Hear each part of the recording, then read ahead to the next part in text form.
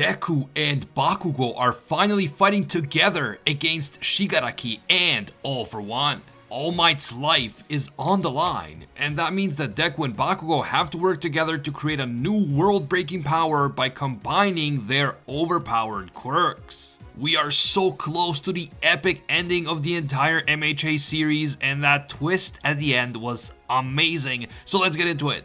You guys know how this works. If you enjoy my MHA videos and you want to see more in the future, leave a quick like and comment right now for that YouTube algorithm. And if you want to help this channel awaken the true power of its quirk by hitting 2 million subscribers, do me a big favor and subscribe right now. Finally, this video will of course contain Boku no Hero manga spoilers, so please proceed with caution. You have been warned. In the last chapter, we saw that All Might's attempt to sacrifice himself by exploding his gauntlet in All For One's face failed, and so the villain is still alive, but on the bright side, so is All Might. We also witnessed the shocking return of Bakugo as the narrator announced a new beginning. For the first time in an incredibly long time, both Deku and Bakugo are together on the same battlefield, and they are about to fight the final villains, All For One and Shigaraki, as a team. Oh, and did I mention that All Might is still alive? He is horribly injured, and All For One is literally holding him up in his arms and can kill him at any time, but nope, he decided not to kill him yet. I'm sure he definitely won't come to regret that later. The latest chapter begins with yet another reminder of Night Eye's prophecy about All Might's death, and this is at least like the third time we've been reminded about this prophecy since the fight between All For One and All Might started.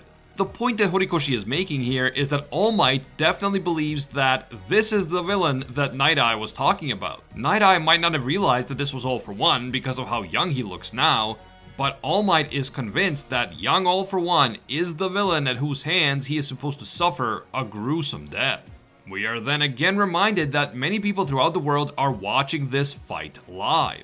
Some are already moving on to other things because they don't think that the events on the other side of the world really affect them. But then we see that extremely attractive weather girl, Meryl. I believe she first appeared in chapter 374, and back then she was talking about the butterfly effect. The idea that a single small event can eventually lead to something massive happening, like a butterfly flapping his wings in one part of the world, and eventually this leading to a massive hurricane in another part of the world. The point of the Meryl appearance here is to emphasize that even though some people are giving up and losing interest in the fight, there are still many others who are watching and rooting for the heroes and who don't want All Might to die. However, the butterfly effect that Horikoshi is alluding to here is not related to weather patterns, but to the idea that even small acts of support for the heroes could turn into a game-changing force down the line. We then see Shigaraki looking surprised as Bakugo leaps off the floating UA and heads right for Deku. When he arrives, Deku grabs Bakugo's hand with his left hand while still holding Shigaraki up with Black Whip in his right hand. And that is when Deku decides to use Gear Shift once again. The second user even warns him that if he does this, the kickback will be even worse, and it will be as good as giving up on victory. But obviously Deku is never going to listen to reasonable advice when he has an opportunity to sacrifice his own body. And so Deku uses Gear Shift to throw Bakugo at All For One and All Might at incredible speed in a desperate attempt to save Toshinori. Shigaraki is skeptical though, and he tells Deku that Bakugo will never make it on time. All Might is already as good as dead. In fact, the silhouette of his vestige within One For All is no longer looking like it used to, a formless silhouette. Now that silhouette is starting to look like the real Toshinori, which means that All Might is dying and he is about to join the other dead vestiges in the One For All afterlife. By the way, I'm assuming that Shigaraki knows this because he is also connected to One For All through All For One. Shigaraki is absolutely loving this because he has always hated All Might. All Might was the hero who brought dreams to this world. That is to say, he is the hero who contributed the most to the image of the Hero Society as this idealistic and peaceful place. But as we know, Shigaraki's experience with the Hero Society was very different, so he resents All Might and everything that the symbol of peace stands for.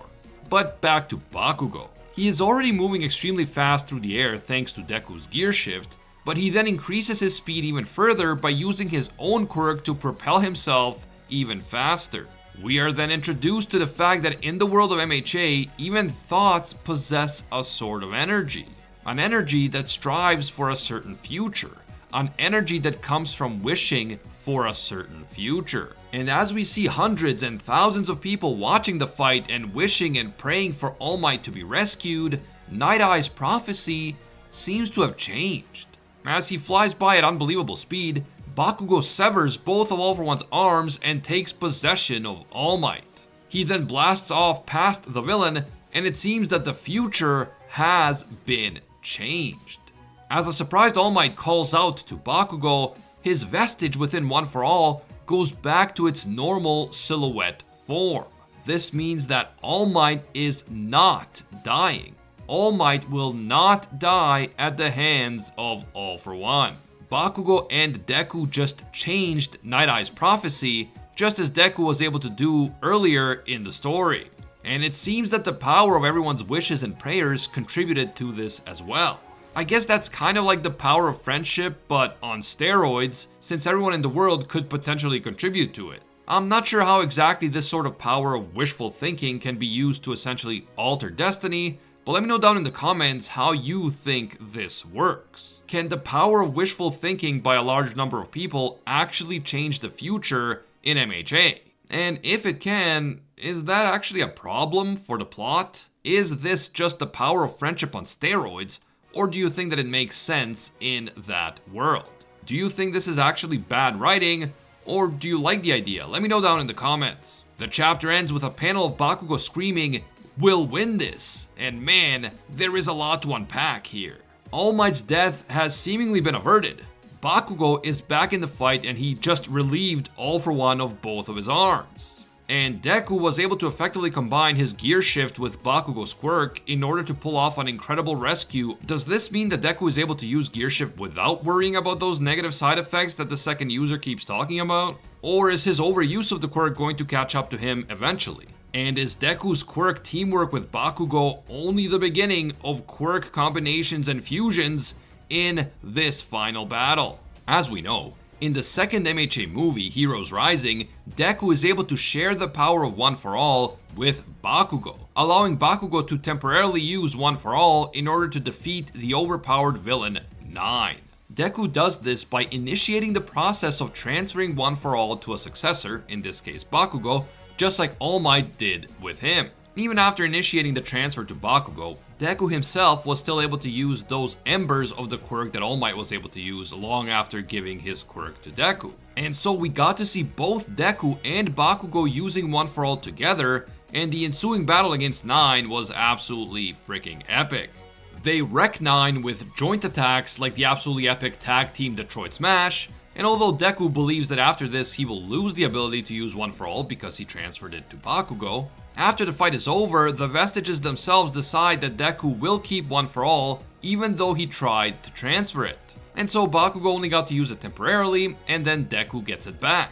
The movies are of course their own self-contained stories, but the concepts and characters from the movies often show up in the manga later on. For example, Melissa Shield has been showing up quite a bit in this final arc, and she was first introduced in the first MHA movie. So, if we know that Deku can temporarily transfer the powers of One For All itself to another user like Bakugo, it is certainly possible that he could do something similar to this again during the final battle against All For One and Shigaraki. In fact, now that he's unlocked all the quirks of the former users like Gear Shift and Black Whip, Deku might be able to temporarily transfer these quirks onto others as well, and then combine them with the original quirks of those people that he is sharing his quirks with. And although Deku may share One For All with Bakugo once again, there's no reason why he couldn't potentially share it with even more people, maybe even all of Class 1A. Which would mean that One For All has truly lived up to its name, One For All.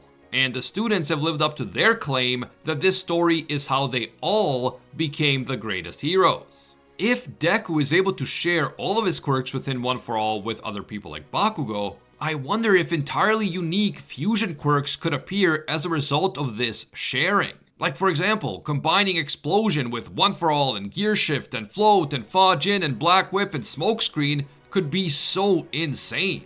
It could create something like the equivalent of a flying volcanic eruption. An absolutely epic fusion super quirk like this could definitely be the thing that finally takes down Awakened Shigaraki once and for all. What do you guys think? Will Deku and Bakugo continue to fight as a team? And could Deku share One for All and even his other quirks with Bakugo and the other students? Will we see the birth of a new earth-shattering fusion quirk? Can you think of any cool fusion quirks that could be created by combining Deku's quirks with the quirks of some of the other Class 1A students? If you're looking for another imaginative MHA video to watch next, check out my video on what would happen if Deku became the main villain of the MHA series, link on screen and in the description. If you enjoyed this video and you want to see more in the future, leave a quick like right now. And if you want to help this channel awaken its quirk by hitting 2 million subscribers, do me a huge favor and subscribe right now.